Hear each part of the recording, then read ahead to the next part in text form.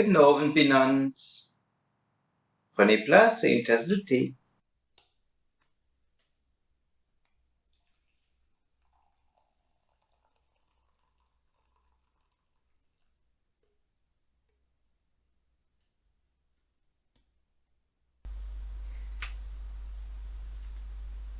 Tout d'abord, je vous souhaite une bonne année 2021.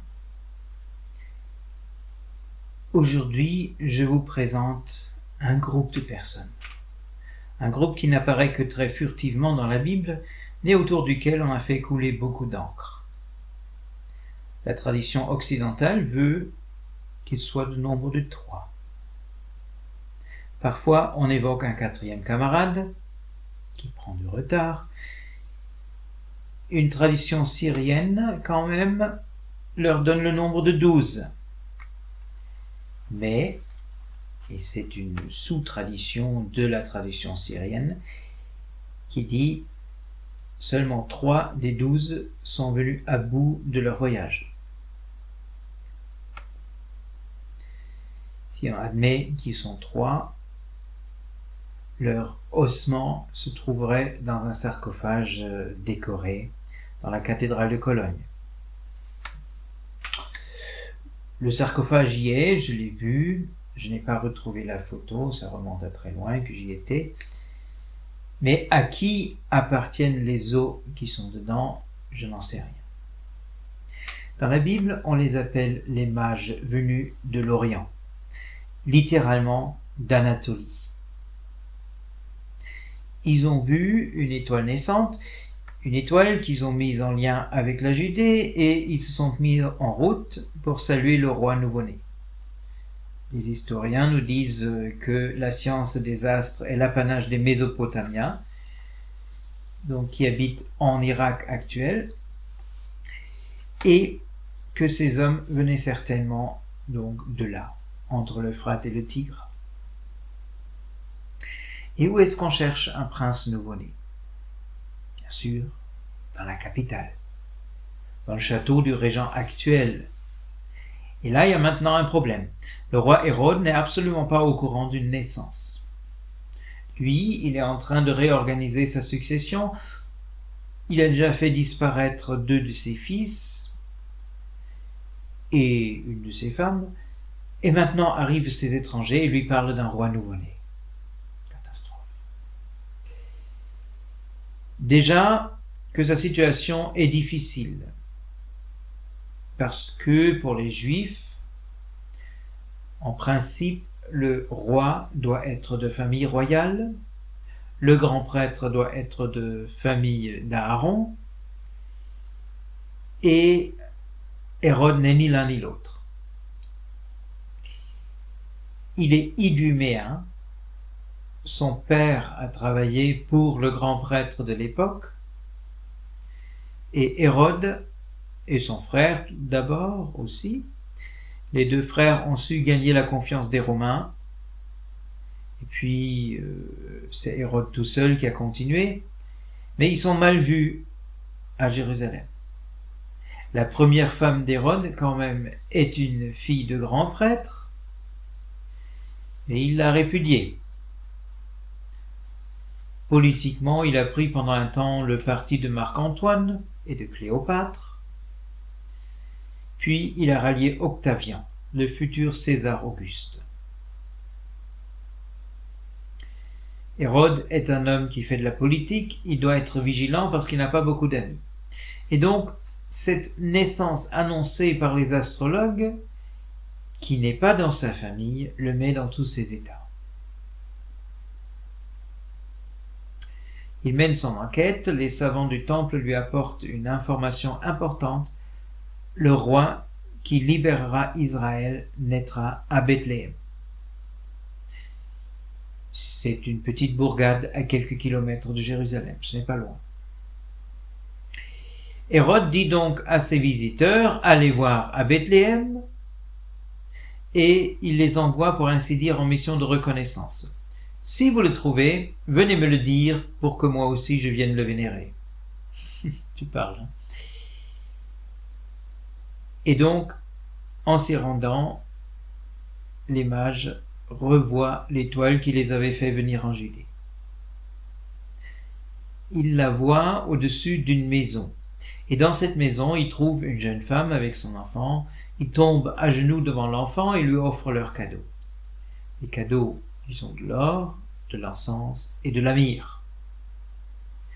Et puis, comme ils font tous un rêve dans lequel le roi Hérode veut du mal à cet enfant, ils décident de rentrer directement sans retourner à Jérusalem.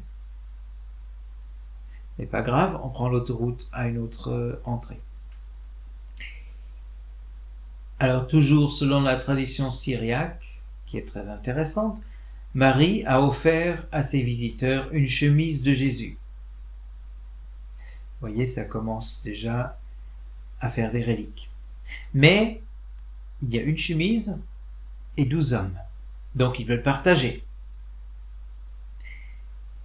Et au lieu de découper la chemise en morceaux, ils décident de la brûler pour que chacun puisse récupérer un peu des cendres et apporter ces cendres à son lieu d'habitation.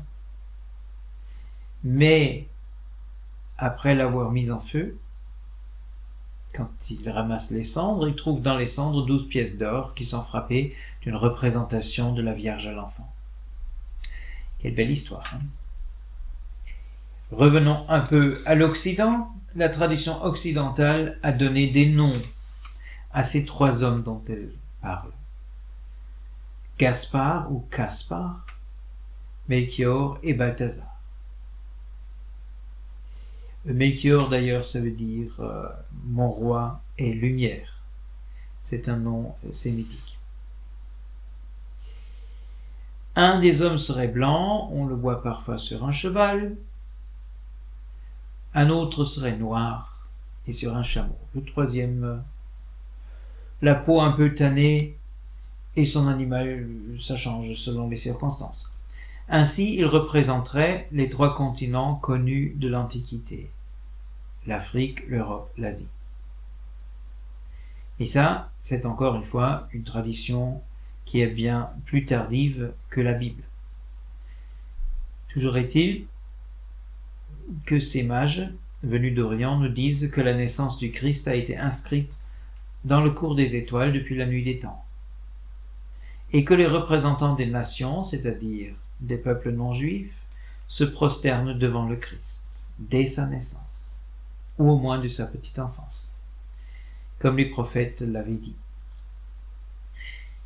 Et si dans les annonces prophétiques nous trouvons l'or et l'encens qui sont annoncés comme cadeaux qui seraient apportés à Jérusalem, c'est la myrrhe qui a suscité l'intérêt des sages parce que les prophètes ne la mentionnent pas du tout.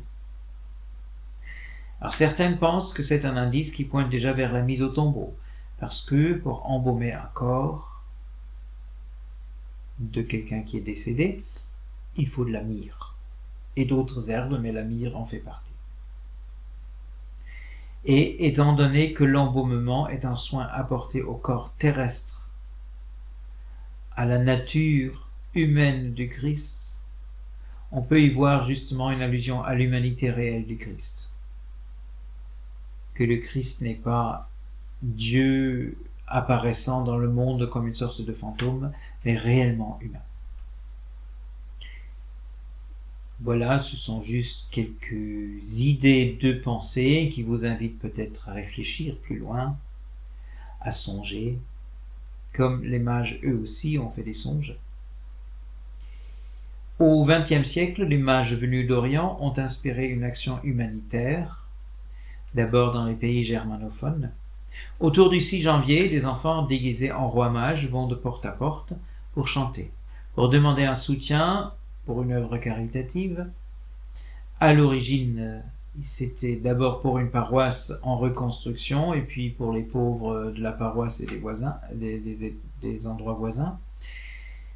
Aujourd'hui, c'est pour Caritas, pour Brot für die Welt, donc des œuvres humanitaires des églises. Et en remerciement, ils donnent la bénédiction à la maison. Ils inscrivent au-dessus de la porte C plus M plus B, entouré des 4 chiffres de l'année qui commence. Cette année donc, ce serait 20, C plus M plus B, 21. C plus M plus B, qui n'est pas tellement les initiales supposées des trois hommes, mais qui veut dire Christus mansionem benedicat, que le Christ bénisse cette maison. Et depuis au moins une génération, protestants et catholiques ensemble organisent ces tournées des chanteurs de l'étoile. Malheureusement, cette année, ils ne peuvent pas faire leur tour à cause de la pandémie. Et déjà depuis quelques années, il faut les demander pour qu'ils viennent parce qu'ils ne font plus vraiment du porte-à-porte. Il faut croire qu'ils ont fait de mauvaises expériences, ce qui nous renvoie aussi à certains passages bibliques. Mais c'est une belle action au service de l'autre. Et sur ce, je vous dis bonsoir. Vous pouvez encore rester un instant si vous voulez. Tea Time fera une petite pause pendant quelques semaines et reviendra pour cheminer durant le temps du carême avec un autre thème, évidemment, avec des personnes autres que nous allons rencontrer. D'ici là, prenez soin de vous. Bonsoir.